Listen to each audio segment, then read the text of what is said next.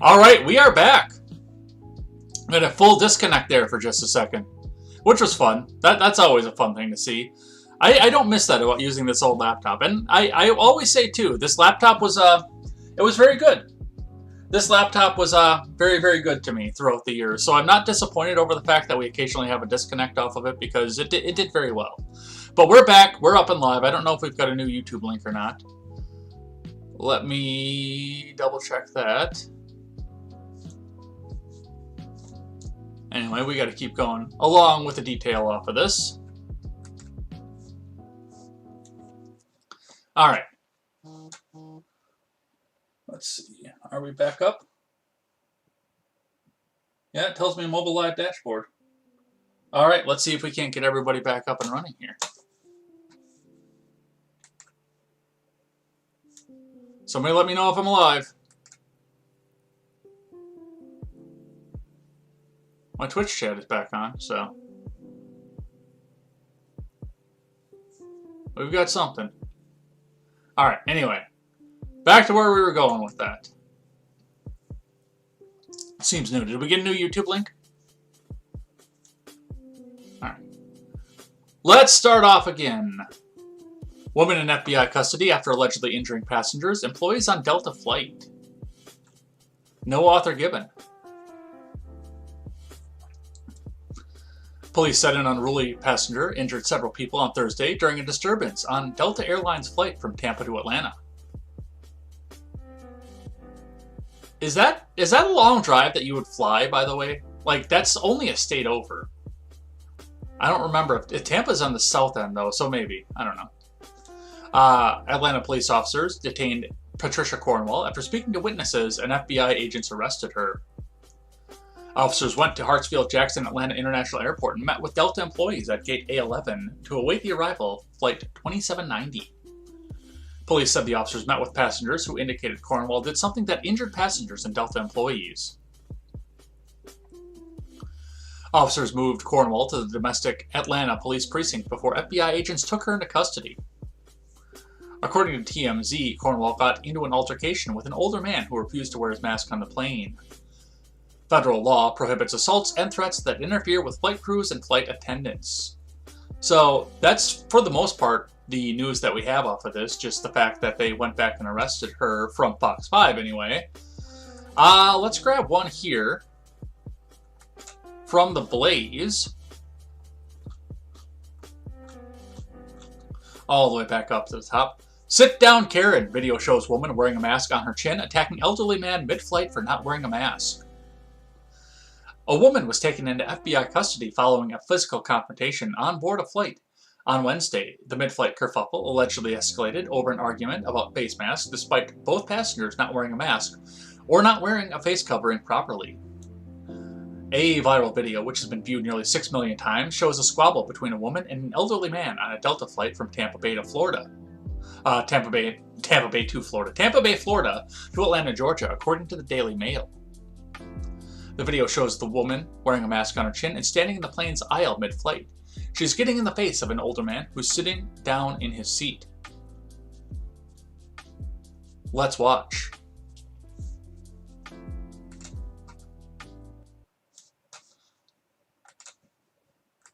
Yes, you are. Yeah, You're so you shit. put your mask on. Who invited you to come I'm eating and I can... drink your ass up? Don't you dare talk to me like that. God damn it. You I'll stand, talk to you're you any standing, fucking step way I want up. to. Stand your ass up. Stand your ass up. Sit down, Karen. Karen? You're a goddamn Karen. No. Sit down. Sir. Sit down, Karen. Sit down, pussy. Pussy, no, you're the pussy. Oh, no, Right you're down the there. dick. Do you want the police to meet you on the ground? What about him? Mask up. Now. Mask up. Put your I'm mask eating up. and drinking. Tell him I'm to eating and drinking. Tell him You to got mask your up. mask down, bitch. up. Sir, Oh! Yes, I did. stop it again. Now you're going to jail. That's assault. You're going to jail. As soon as we get in Atlanta, you're going to jail. Bitch. Karen. Hey, spit on me. Now you're double going to jail. Bitch. Now you're double going to jail. You fucking piece of shit. Piece of pussy, sit down, Karen. Fuck you. Sit down, Karen. Sit down, fucking Karen.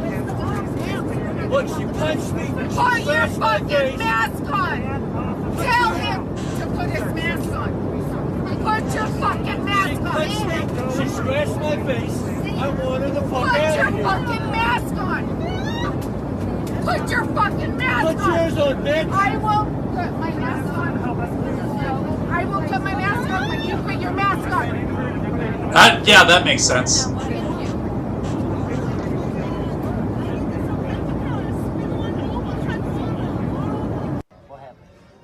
She went crazy on the airplane. Punched this man in the face, spit on him, scratched him. Pour hot water on my leg. Pour hot water on my leg. So, well, that's fun. That's all kinds of fun, isn't it?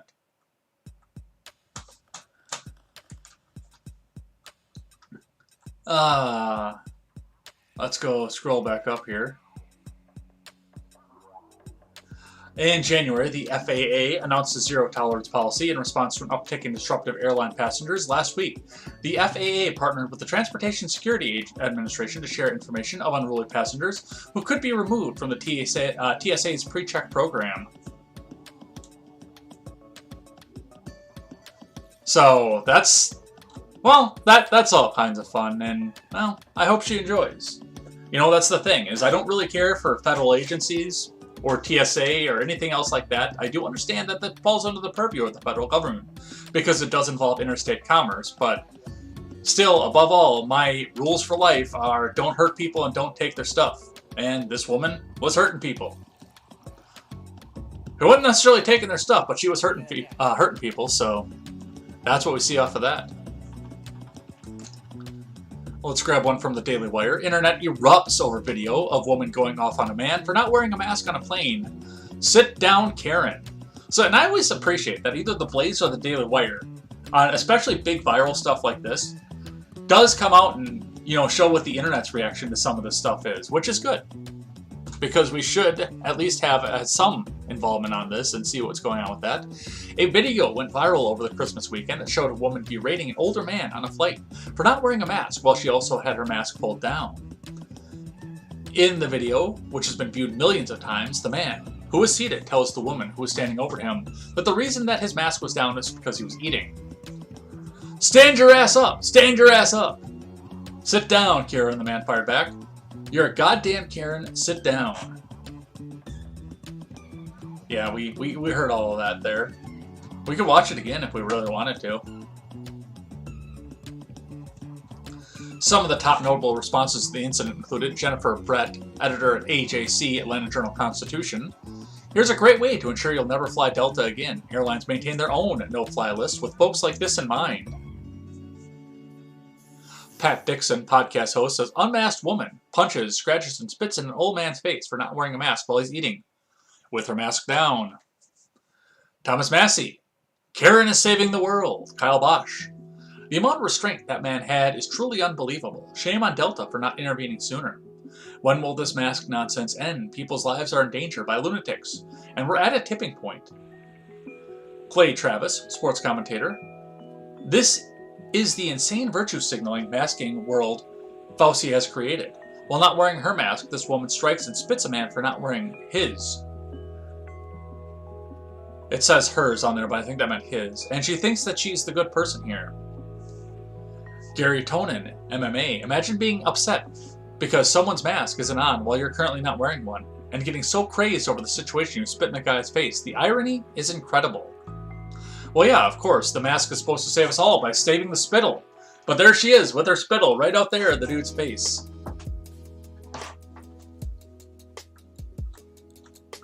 I like what Nephilim had to say, that she's got the liquid courage in her. The liquid bravery. That could very much be. Speaking of flights, let's grab one here from CNN. Travel nightmare. Another 2,000 flights canceled on Monday. From Chris Liakos and Sonnet Swire. More than 2,000 flights have been canceled Monday as COVID cases surge across the globe. Of the nearly 2,200 canceled flights, more than 700 were within, into, or out of the United States. According to FlightAware, more than 3,000 flights are delayed. Globally, airlines canceled more than 6,000 flights on Christmas Eve, Christmas, And the day after Christmas in the US, more than 1,200 flights were canceled and more than 5,000 flights were delayed on Sunday alone as staff and crew call out sick. Are they calling out sick because they actually have the pinko fucking pox, or are they calling out sick because they don't want to deal with Miss Cornwell here? Because I would accept both answers. The cancellations come at the busiest time of the year for air travel. The U.S. Transportation Security Admin says it screened millions of people each day over the holiday weekend, peaking at 2.19 million travelers on Thursday, December 23rd. On Wednesday, more people passed through TSA checkpoints than on the same day in 2019. Saturday air travel was a bit slower because of the flight cancellations. More than 1.53 million people passed through security checkpoints on Saturday. United said last week it had to cancel hundreds of flights because it lacked enough crew members to safely fly all of its scheduled routes. The nationwide spike in Omicron this week has had a direct impact on our flight crews and the people who run our operations, said a United memo obtained by CNN. Delta said it was working to get all the stranded travelers home as quickly as possible. You know what wasn't canceled? The white Ford sitting outside. That got to its destination just fine. And then some. My back was feeling it by the end of the 16 hours, but that got to its destination just fine. We apologize to our customers for the delay in holiday travel plans, Delta said in a statement. Delta people are working hard to get them to where they need to be as quickly as safely as possible on the next available flight. So, and I'm sure that might have been even some of the uptick that I saw in traffic yesterday too, with slowdowns in, well, all of Georgia and Chattanooga as well, and Nashville. On top of all that is probably because people are getting their flights canceled over the past couple days, so they're grabbing the renty car and taking it where it needs to go. And more air travel news. From the Hill. St. Anthony of Fauci, patron saint of medicine, on domestic air travel mandate. Anything to get people... Hey, why is this ad up here while I'm trying to talk? Anything to get people more vaccinated would be welcome. From Sarakshi Rai. St. Anthony of Fauci, the patron saint of medicine, the nation's top infectious diseases expert, said Sunday, anything that could get more people vaccinated would be welcome, when asked about what he thinks about the notion of domestic air travel vaccine mandates. In an appearance on ABC News' This Week, co-anchor Jonathan Karl asked Fauci if he agreed with President Biden, who said in a recent interview that his team said the vaccine mandate for domestic air travel isn't necessary at this time. St. Anthony told Karl, well, it depends on what you use it for. I mean, vaccine requirements for people coming in from other countries is to prevent newly infected people from getting into the country. A vaccine requirement for a person getting on the plane is just another level of getting people to have the mechanism that would spur them to get vaccinated. Namely, you can't get on a plane unless you're vaccinated, which is just another one of the ways of getting requirements, whatever that might be. No, that's fascism. In fact, using the private industry to affect the government, that's fascism. You fascist. And on top of that, that's the other thing that goes along with that, is on top of that, when we look at this and we say, hey, what's going on here? Why are we doing this here when the vaccine doesn't prevent anybody from getting the disease? It just miles out the symptoms. And the leftoids in this country who are demanding the vaccine for everybody look at this and they're in the impossible dilemma of, well, it lowers the symptoms so you can't spread it. But asymptomatic people can still spread it. The dude is sweating here with the buttons in front of him. Like, what the fuck do I do? I'm sure Katie Zetter-Arbolt is already working on that meme right now.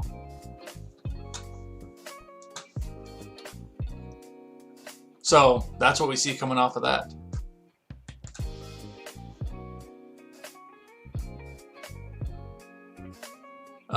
Let's get this refreshed up here.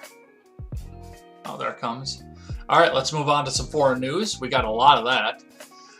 From the Times of Israel. In a warning to Israel, Iran says it fired 16 ballistic missiles able to hit the country by agencies and toy staff.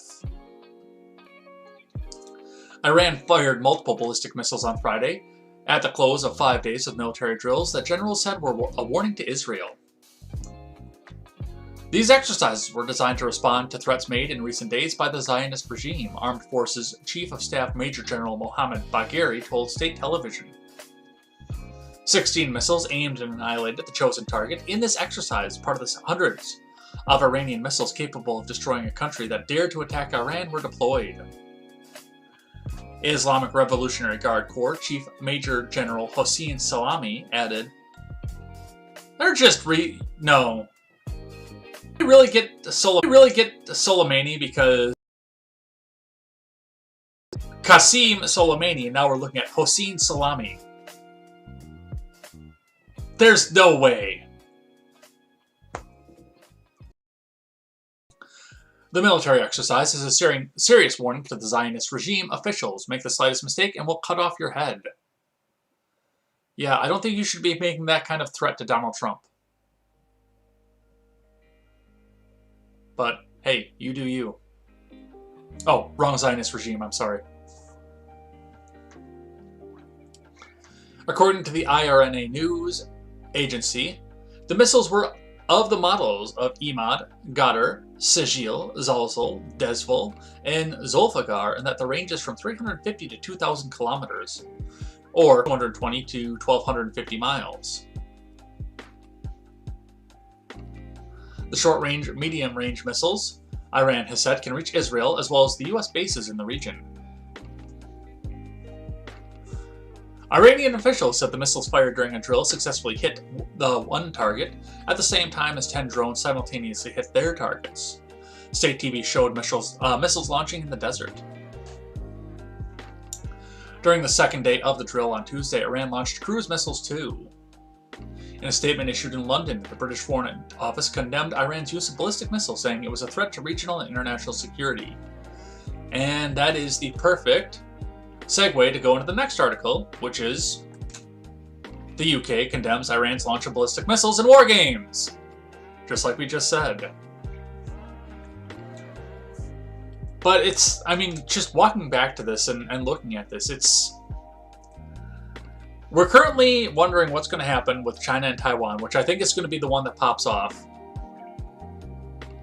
And there are other people out there that I've talked to that are worried about the Ukraine and Russia, which I don't know if that's actually going to be the thing or not, the thing that carries us into it.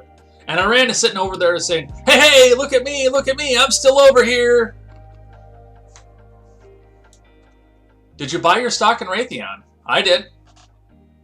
You might need that. You might get good use out of that yet.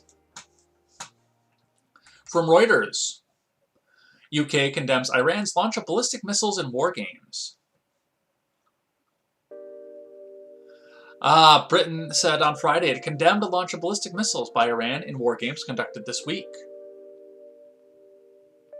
These actions are a threat to regional and international security, and we call on Iran to immediately cease activities, the Foreign Office said in a statement. That's it. That's the tweet. They made an article on the front page of this that is a tweet's length. Yeah. The UK said, oh, that was bad. Don't do that. Naughty, naughty.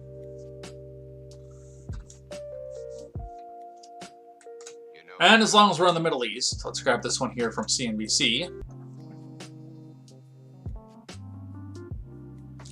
Saudi Arabia appears to be building its own ballistic missiles with China's help. From Courtney Kuby and Sephora Smith. Saudi Arabia is building its own ballistic missiles with the help of China, according to the U.S. intelligence assessments and satellite images.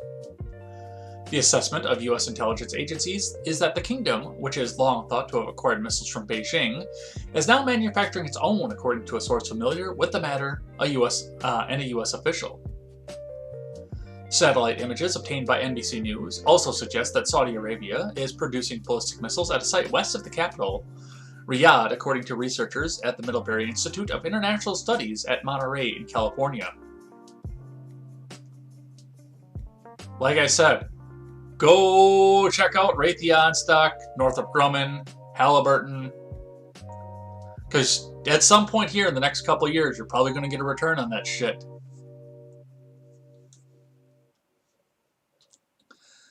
And there's a difference, and I said this over on Twitter the other day. There's a difference between going with your beliefs and making a smart investment that's going to get you a return. I am about as anti-war as you can get.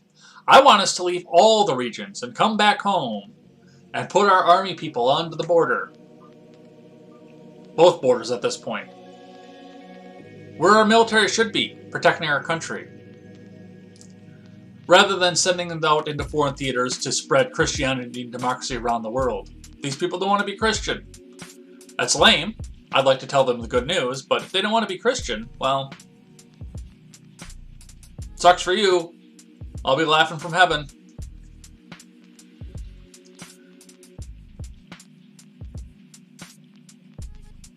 But regardless of that aspect, I also recognize the fact that even if I don't believe in the war, I believe in the money that comes back from it. I really do. And these people are going to bring whatever money they can bring back in off of it. Satellite image, let's see. The key piece of evidence is that the facility is operating a burn pit to dispose of solid propellant leftover from the production of ballistic missiles, wrote Jeffrey Lewis and David Schmerler of the James Martin Center for Non-Proliferation Studies at the Middlebury Institute. They added that the site appears to have been constructed with Chinese assistance. The news was first reported by CNN on Thursday. The images were provided by commercial imaging company Planet Labs PBC. And of course, they're one of our biggest allies in the region, next to Israel. And if they're going to start building ballistic missiles, that's going to surely catch the attention of Iran and Afghanistan and the Taliban. There's a plan all along to get us over there, wasn't it? To get us back involved. Alright, I got one here on Ukraine, and then a couple from the Hill. One is an article and one is an op-ed that goes with the article. Reading from Fox, though, first. Russia withdraws 1,000 troops from Ukraine, or 10,000 troops, rather, from Ukrainian border ahead of planned negotiations next month. From Peter Aitken. Russia has withdrawn over 10,000 troops from the Ukrainian border as it prepares to enter security discussions with the Biden admin in the new year. The Russian military has said the troops have returned to their permanent bases after participating in months-long drills near the border.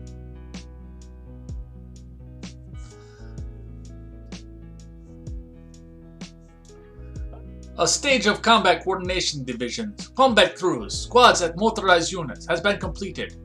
More than 10,000 military servicemen will march to their permanent deployment from territory of the Combined Arms Area of Drills. Interfax quoted the Army as saying, Western nations worried for the past few months over the troop buildup, which totaled around 100,000 troops at its peak in November. Some nations started to caution that Russia might be in the middle of preparing to invade the Ukraine in a similar fashion to its annexation of Crimea in 2014. Putin has repeatedly denied such plans, instead claiming the US and its European allies had instead tried to whip up fears of invasion in order to justify their own troop movements at the other side of the border. Putin urged the Western nations to make pledges to limit expansion and activities ahead of the longer discussions that he will engage in with President Biden in January. You must give guarantees, and immediately. Now, he said regarding a proposal Russia handed to the US this month, in a move to defuse tensions over Ukraine. Putin claimed the US had responded positively to the general security proposal, and said he was hopeful about negotiations next year in Geneva, Reuters reported. Oh, this'll be fun. Oh, this'll be fun. I have a feeling the Ukraine's about to lose a nice big swath of territory.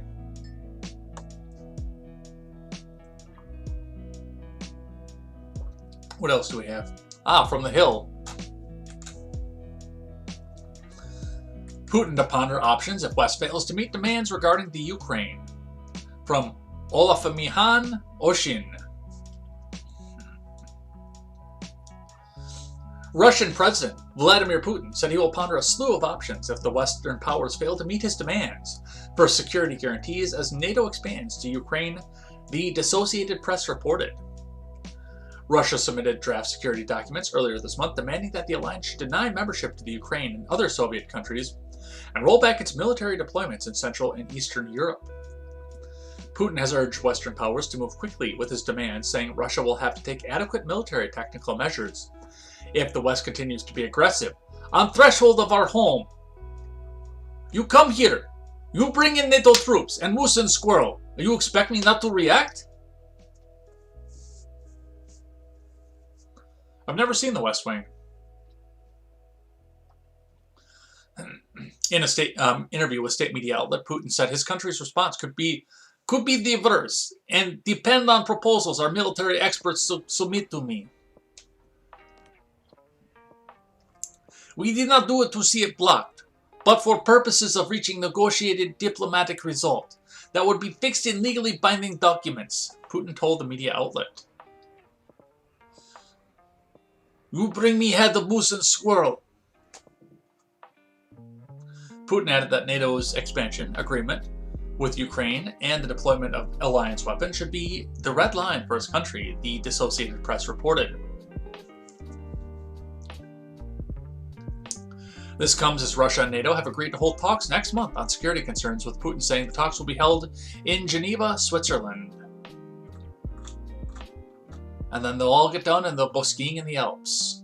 I want to read a little bit of this op-ed though from The Hill. Just what the contributor put, which does not give me who the contributor was. Oh yeah, Harlan Ullman. The World According to Vlad.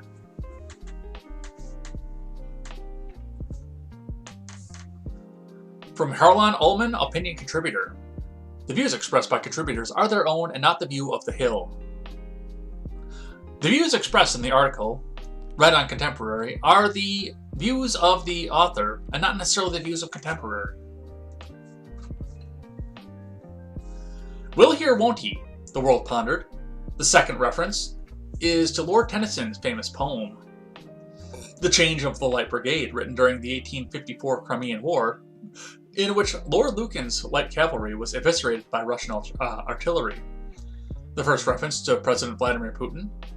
The first reference is to Vladimir Putin and whether or not Russia will attack the Ukraine, where the immortal 600 galloped to their destruction in Crimea. After Putin's nearly 4-hour annual Christmas spectacular news conference, his belligerent tone towards alleged Western and NATO aggression regarding Russia contrasted with his milder and even conciliatory comments at last year's performance. In his lengthy answer to a reporter from Britain's Sky News, Putin asked how the U.S. would react to Russia stationing missiles in Canada, a backhanded reference to America's Aegis Ashore missile defense system in Poland and Romania as an insurance against a so far non-existent Iranian ballistic missiles. Since he often uses history to make his case, why did Putin omit referencing the 1962 Cuban Missile Crisis when the USSR deployed nuclear-tipped missiles less than 100 miles off the U.S. coast? And is that crisis relevant to the Ukraine today? Before answering that question, it is important to understand how Putin's thinking has evolved towards the West and the U.S. and how a succession of White Houses have failed to assess or simply disregarded that evolution. Consider Putin's New Year's Eve 1999 speech before becoming acting president that set his agenda. W's abrogation of the Anti-Ballistic Missile Treaty, Putin's offer to assist the U.S.